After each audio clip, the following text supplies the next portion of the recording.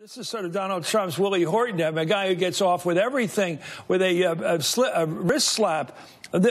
Talk about the law and sex trafficking of minors and what it means when this guy was dealing with these dozens and dozens of girls, bringing them into his arms, if you will, or whatever, and exploiting them sexually.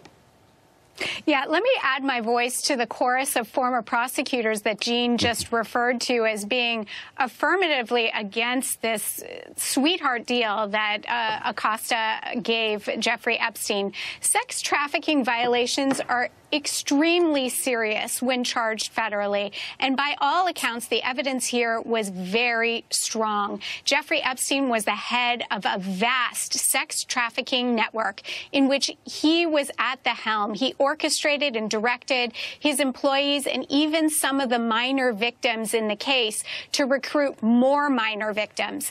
These cases face stiff penalties if charged federally, which of course Epstein was not. He's facing up to 45 years federally now.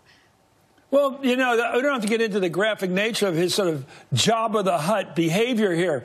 But the criminal part of it is that the trafficking, the movement across state lines, across, is it minors? How does the law get defined here with such an incredible penitentiary sentencing if somebody's properly sentenced?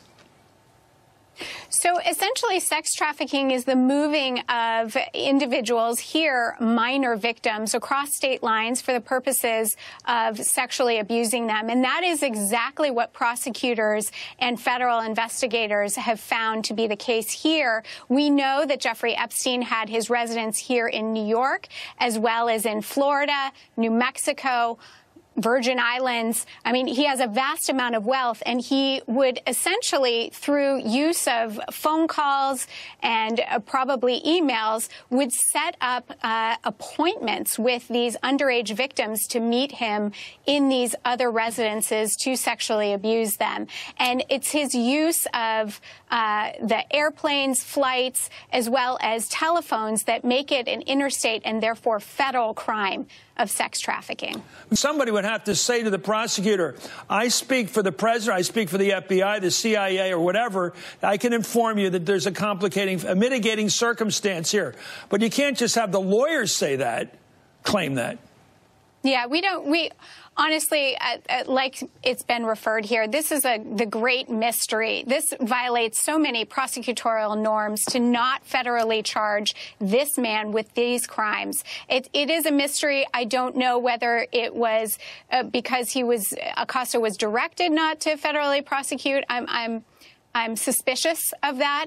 It could be a quid pro quo. We truly don't know, because the evidence here, as I mentioned before, was very strong. There really was no reason not to charge him federally and for him to get such a sweetheart deal.